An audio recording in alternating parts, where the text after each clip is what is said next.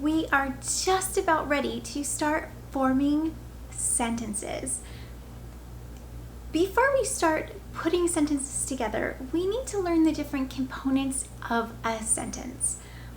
While there are a lot of parts that we aren't going to cover in this class because they are not vital, there are 5 things that every sentence needs in order to be a proper sentence, and this is the bare minimum.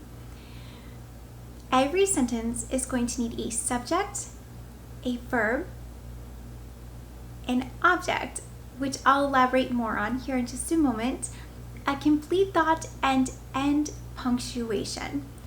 All of these 5 things are the absolute minimum to form a sentence. Our subject. The subject is going to be what the sentence is about. Remember those nouns we learned earlier? Here is where that comes into play. Our subject is going to be a noun or a pronoun. Our nouns, as a review, a noun is a person, place, thing, or idea. And a pronoun is a word that stands in and takes the place of a noun to vary up your sentences. The subject is going to be what the sentence is about, or who or what the person, place, thing, or idea that does the verb. If you remember, our verb that we learned way back at the beginning is going to be either our action or our feeling, our state of being, or it's going to be there to help another verb. And those helping verbs, those will come in pairs. They will come in 2 squished together. So we have our subject, which is a noun or a pronoun, our verb, which is a verb, and our object, which is also going to be our noun or our pronoun. So noun or pronoun, verb, noun or pronoun. We also need a complete thought and end punctuation. I will elaborate on both of those here in a moment. Within academics, we require an object because we would like a little bit more information. However, if you're watching this and your intention is outside academics, or you are in a creative writing program, you do not need an object. If you have just a subject and a verb, a complete thought and end punctuation, 4 items, 4 elements, you have yourself a sentence. You can say something like, I ate, put a period on the end. That is a complete thought. You ate. That is a sentence. That is our most basic sentence. We'll go into those a little bit later. You don't need an object. However, if you are learning for the classroom, if you're a high school student or an early college student, and you are working at improving your grammar, for academic writing, most professors at many universities will require you to have an object. They want more information than you sat or you ate or you swam or you drank. They want more. To give them more, you give them an object. So we have a subject, a verb, and an object.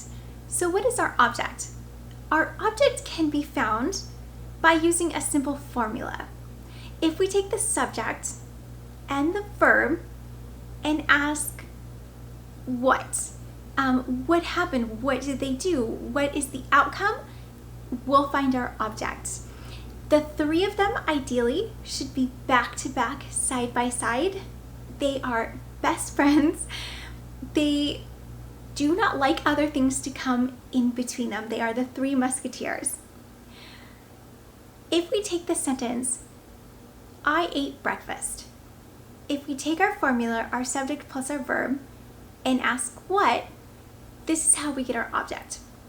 I, the subject I, what is the sentence about? The sentence is about me. It has the pronoun I, which takes the place of Amanda. which takes the place of Amanda, is the noun. Remember, it's our proper noun. So we're going to uppercase our A. So our subject, I, our verb, ate. And if we say I ate, what did I eat? I ate. Our object, typically, again, is the very next word, breakfast. I ate breakfast.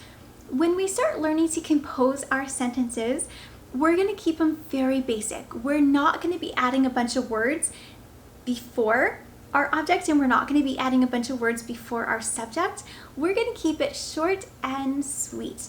However, as we advance, you will learn that it is possible and completely fine to toss in a couple more words without affecting your sentence.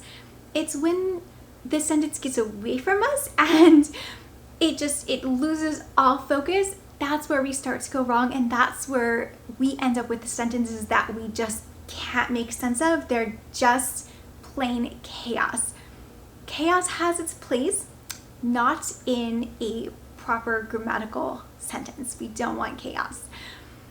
We have our subject, we have our verb, we have our object. Our object is what the subject and the verb does. It is the consequence of the subject and verb acting together. Then we have our complete thought. A complete thought has two subcomponents. So you want to think of the complete thought as two separate elements where if they're both met, you can check off that you have a complete thought. A complete thought is both one main point and no unanswered questions. One main point. If you've ever had keys in your hand and been in a huge hurry and you're looking for your keys that you don't realize are in your hand, and you start tearing your house apart and you're running like mad and you're breaking a sweat and you're losing shoes along the way and you've caused all this destruction, and then someone points out that your keys are in your hand. Or you somehow come to that really humiliating realization all on your own. Your keys are in your hand. If you start off in a sentence attempting to talk about keys, and then you go in all of these different directions, and at the end there's all of this chaotic scramble of words, when all you're meaning to do is talk about keys, this is where we end up with a problem that is so much harder to fix than it is to just eliminate in the beginning. To eliminate that happening right from the beginning, we want to stick to one main point. And this is no matter how advanced your writing is, one main point. Otherwise, your keys are in your hands and you have all this, you're going from point A to point F to point Z to point X, and it's just bananas. We don't want that. One main point. That is the first sub-element for complete thought. Then you want to have no unanswered questions. So we back up just a little bit to our subordinating conjunctions. Do you remember that single one word that's a subordinating conjunction that poses the unanswered question? So it is a great technique, and I highly recommend it to pose the unanswered question, but before your sentence finishes, you must answer that question. Again, we don't want to make the reader guess. Readers don't like to do a whole lot of work, besides just using their eyeballs to do the reading. If you make it complicated for them, or if you make it too challenging, or if you make it work, there's a chance they just might walk away. So we don't want to pose an unanswered question, and we only want one main point. That is a complete thought. If you've met both of those elements, you have a complete thought. Again, to assess whether or not you have a complete thought, we're going to consider the entire group of words that you believe make up a sentence, one sentence. So we're evaluating our one sentence, or what we would like to put a period or other punctuation on and call our sentence, even if it's just a group of words. We want a subject, a verb. If you are writing for academics, you want an object. You want a complete thought, which has 2 sub-elements of 1 main point and no unanswered questions by the time you get to your end punctuation, which is our 5th and final element. So at a bare minimum, every sentence, no matter how simple or how complex, every sentence at its minimum is going to need a subject, verb, possibly the object if you're in academics, a complete thought with its 2 main subpoints, and end punctuation. With our end punctuation, there are several types of punctuation that end a sentence. There are punctuation that is in sentence, right? Like our commas, our hyphens, our semicolons, things like that get used within the sentence. They will never end a sentence. You've likely never seen a sentence that ends with a comma. If you did, hopefully you identified that that is a extremely wrong way to end a sentence. We want to do it correctly. We have the options of a period, a question mark, an exclamation mark.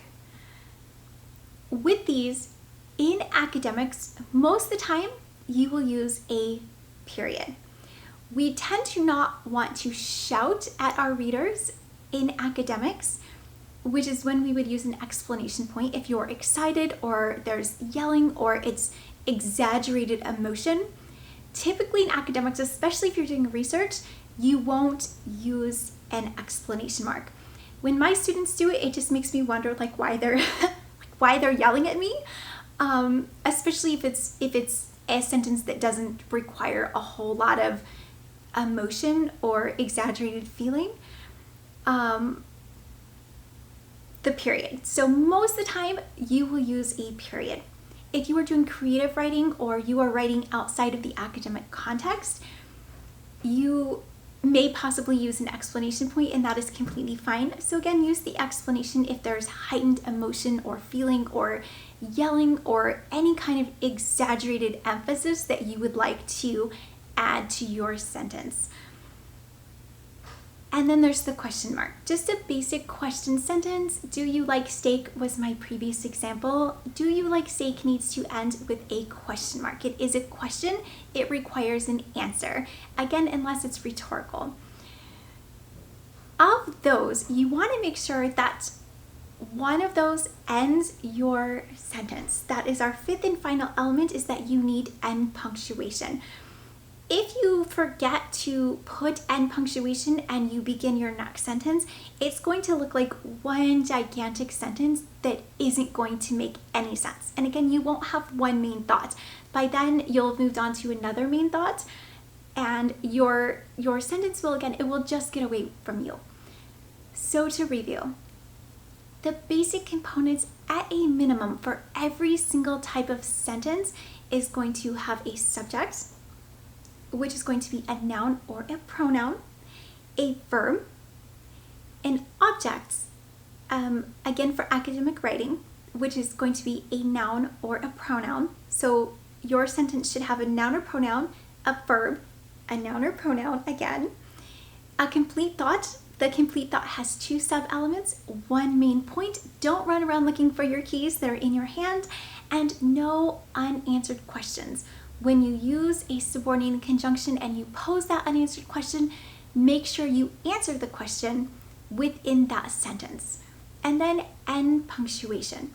These are the 5 requirements that go into every single sentence.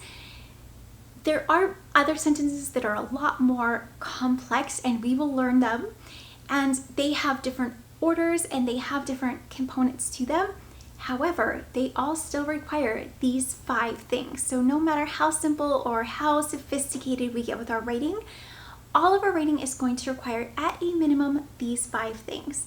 So it is really important that you refresh yourself on your nouns and your verbs, your pronouns, and to really practice what a complete thought is, to practice your conjunctions, and to know your subordinating conjunction poses that unanswered question that you want to make sure you answer completely for your reader. Do not make your reader work. They do not like that. These 5 elements, when met, will give you a beautiful sentence, and you are off to a really great start. There's still a lot of ways we can go wrong, which is why we have many more modules coming up after this one. For now, go ahead and take the quiz, do the practice worksheet, practice identifying your subjects, your verbs, your objects. It's really important to be able to pick these out. If you can't pick them out of a proper sentence, it will be really hard for you to next begin forming sentences of your own if you know you need to fill in the blanks, but you don't know how to fill them in. So it's important to be able to recognize them when you see them, and then to know how to craft your own, your subject, your verb, your object, your complete thought, and your end punctuation. All of these together will make you a stellar writer, and that's what this is all about. Okay, go ahead and do your worksheet and your quiz, and I will be back to walk you through the correct answers.